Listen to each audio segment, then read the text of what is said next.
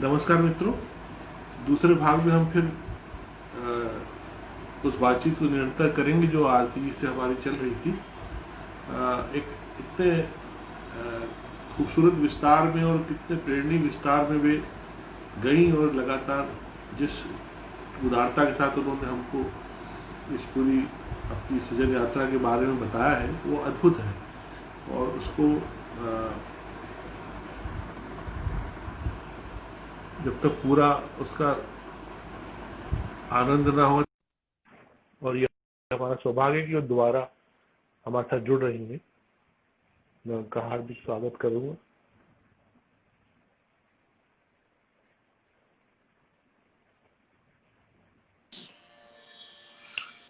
हाँ जी। नमस्कार।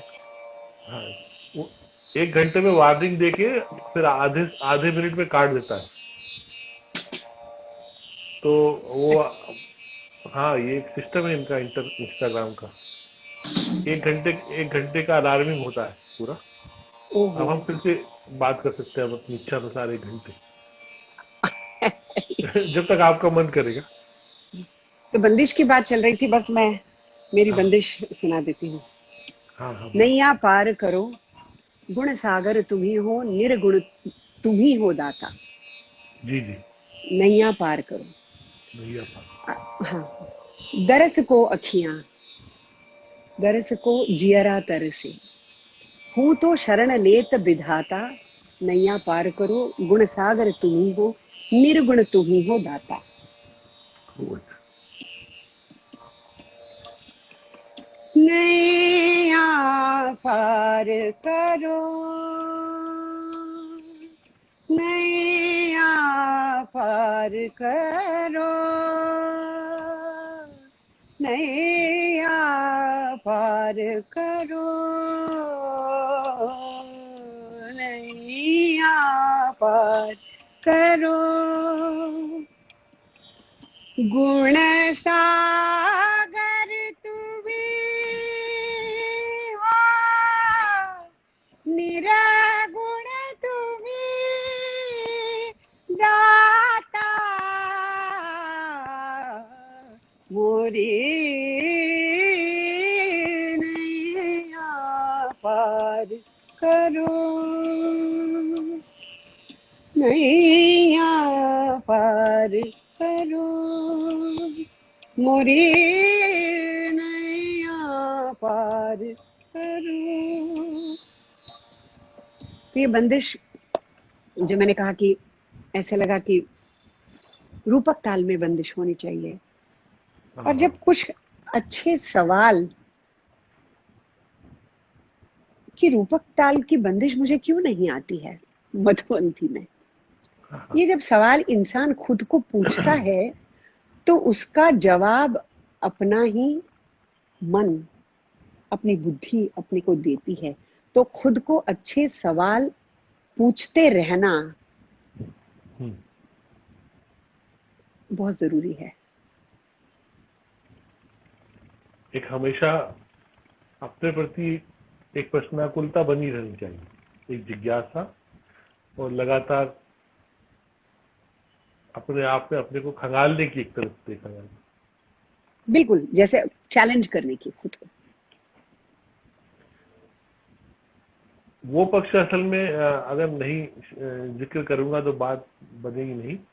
इधर जो आपको गाने में जो नेशनल अवार्ड मिले 2-3 फिल्मों के लिए समय समय पर, ये भी बड़ा यश। और आपने निश्चित रूप से जैसे सरदारी बेगम के लिए आपने गाया, एक बार आपने मुझे बताया था कि वो, वो जावेद अख्तर जब लिख रहे थे वो ठुमरी, तो किस तरह से उसकी रिकॉर्डिंग वगैरह होती थी, जी। मुझे याद है। नहीं, वो तो एक अलग माहौल था। वो तो हम लोग जब मधुवंती गाते हैं तो स्टेज पे बैठ के तो कम से कम हम 5-6 साल मधुवंती का रियाज करके फिर स्टेज हाँ पे गाते हैं। तो हाँ रिकॉर्डिंग हाँ। में तो ऐसे नहीं होता है। वहां तो फौरन गाना सीखो और बस 2-3 घंटे में आपको गाना है। और दो गाना तीन है। घंटे मिलते नहीं है, वो तो सीखते सीखते चले जाते हैं कि सारंगी वाला सीख रहा है, तबले वाले को बता रहे हैं, शब्द कुछ बदल रहे हैं, ऐस इस तरह का स्टूडियो के अंदर हम बैठे हुए होते थे, जैसे जावेद जी, वनराज भाटिया जी, उनके वनराज असिस्टेंट भाटी। अशोक पत्की जी, और वहाँ श्याम बाबू बेनेगल सीन बताते कि ये सीन है ऐसा, इसके लिए 4 लाइनें लिख दीजिए जावेद जी। हम्म। और वहाँ फौरन वो लिखते, हाँ वनराज अशोक जी, क्योंकि अशोक जी का हमारी भारतीय संगीत पे बड़ा हाँ वो बहुत साधक हैं वो भी। हाँ हाँ। तो वो तर्ज फौरन बनाते, मुझे सिखाते, मैं सीख जाती, सारंगी वाले तबला वाले सीख जाते, वहीं हम गाना पड़ता। और हम जो मैं 100% मेरा माइक्रोफोन, और उस जमाने में इतना डबिंग वगैरह नहीं होती थी कि अभी आज घर जाओ कल आके एक लाइन गाओ, उस पे कट एंड पेस्ट, हाँ हाँ वो हाँ। नहीं था। बहुत वो अच्छा नहीं था। इसीलिए मुझे लगता है जो अनुभव होता है एक गाना गाने का, आजकल के हम्म। बच्चों को कैसे होता है कि स्टूडियो में जाते हैं तो बस एक लाइन गा दीजिए बीच में, जैसे घर नाही हमरे शाम वो जाके परदेस बिराजे, सुना हम्म। हमरा धाम घर नाही। अब ये जब मैं स्टूडियो में होती तो ये मैं पूरा गाना गाती, और उसका एक बिल्कुल। अनुभव, पूरा गाना पूरा जैसे पूरे फोकस के साथ गाने का हम्म। जो आनंद है वो पूरा मिलता।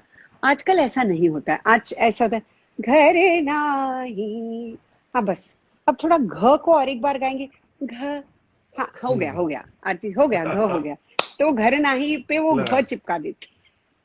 हाँ फिर हाँ। हमरे शाम वो जाके परदेस बिराजे, सुना हमरा धाम,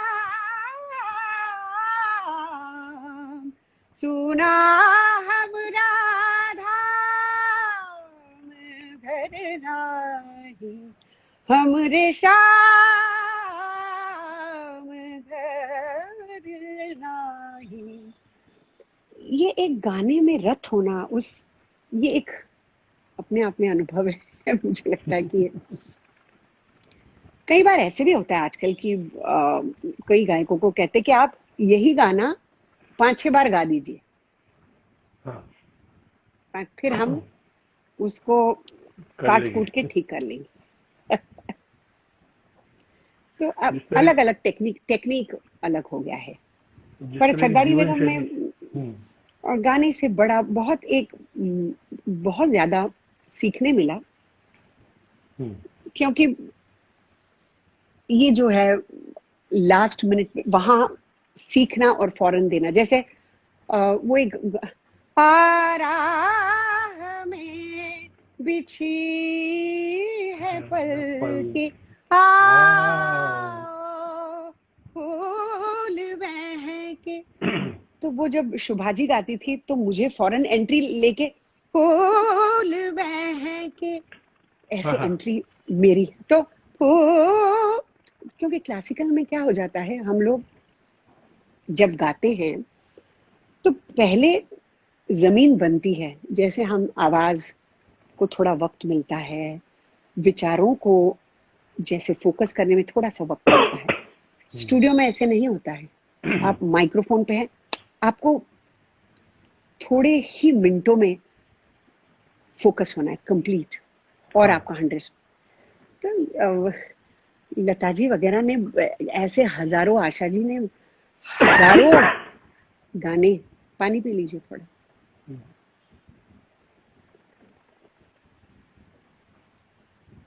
हमारे भोपाल के सांबार की याद आई, और जब जैसे आप पानी पी रहे हाँ हाँ। मैं अच्छा वो बात पे हैं। भी कर लेते। अब तो अभी तो सब लंबे समय बंद रहा। मैं बल्कि वो याद कर रहा था, उज्जैन में हमने कितनी तरीके की मिठाई थोड़ी थोड़ी खाई थी। आहा हा हा हा, गर्मा गर्म जलेबी, वाह। सब कुछ तो ये था कि अधिकतम चीजें खाएंगे और थोड़ा मिल बांट के खाएंगे, तो बिल्कुल 50 ग्राम में भी 25-25 ग्राम खाएंगे, पर कई कई तरह के स्वाद लिए। बिल्कुल बिल्कुल। और मुझे ग्वालियर के मटर भी तो याद है। हाँ, क्या और बात। ग्वालियर के मटर, इंदौर में जोशी जी के दही बड़े। आहा, जोशी जी का वड़ा तो पता नहीं कब अब लॉकडाउन खुलेगा, कब इंदौर में कब कब इंदौर आना होगा। आना ये होगा। और सब सही बात है। ये एक अलग आयाम है, इतनी बड़ी कलाकार का इतना सहज होना।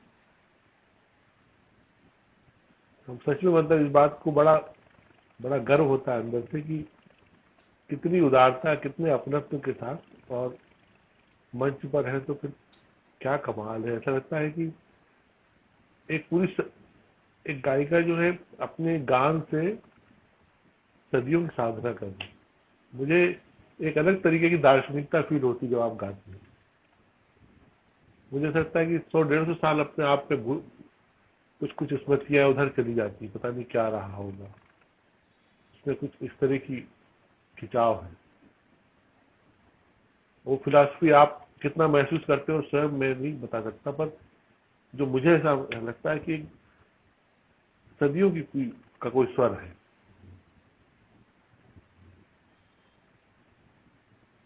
और उसके अलौकिकी, कमाल। ये तो ये सब हमारे। हमारा संगीत भी तो ऐसा ही है। ये ऐसी परंपरा है कि यहाँ हम परंपरा गा रहे हैं। जो ट्रेडिशन, शास्त्रीय संगीत का जो सैकड़ों सालों से जो यमन गाया जाता था तब, वही यमन आज हम गा रहे हैं। सोचिए, हाँ, पर वही वो बंदिश जो 100-200 साल पहले गाई गई, वही हम गा रहे हैं आज। तो वो उस शुद्धता में चली आ रही है। आप सब तो एक तरह से उस पूरी परंपरा का संवहन कर रहे हैं ना, उसी तरह से। जितनी कठोरता से आपने सीखा, जितनी कठोरता से आपने आत्मसात किया, हर किया तो अवसर खैर पर। हमने हमने किया, कहना बड़ा मुश्किल है। बस करते गए ऐसे, ये ये ये बस। ये तो विनय है, विनम्रता है कि आप उसको उस तरह से नहीं। नहीं नहीं, कैसे, क्योंकि ये उसमें आनंद भी तो मिल रहा था ना। मुझे वही लगता है कि जब कोई किंतु नहीं रहता, जब मैं गाऊं तो मैं गाने से एक रूप मेरे संगीत से तब हो पाती हूँ जब मुझे अपना संगीत पसंद आता है। तो ये सफर बहुत लंबा बड़ा सफर है ये, कि मैं अनेकों बार अज्ञान में भी अपने अपने को अपना गाना पसंद भी आता है, ये भी है। तो नहीं नहीं। ऐसा भी हो सकता है। पर ये अलग अलग उसके साधना के भी इतने अलग अलग अंग हैं, सबको मास्टर करते करते। तो और मुझे लगता है एक वो फोर्स है, अपने म्यूजिक का अपना एक फोर्स है, एनर्जी है। वो अपने को अपने से करवाती है। हम कुछ नहीं कर, उसके वो संगीत करवाता है, हमारे गुरु करवाते हैं, मेरे माता पिता वो करवा। मैं अकेले कुछ नहीं कर पाती, मुझे नहीं लगता। हाँ, वो एक हमेशा होता है ना, जैसे अब आप चूंकि। और श्रोता भी करवाते हैं, श्रोता भी गवाते हैं। हाँ, वो तो सामने से रिफ्लेक्शन होता है कई बार कि कौन लोग सुनने बैठे हैं। बिल्कुल।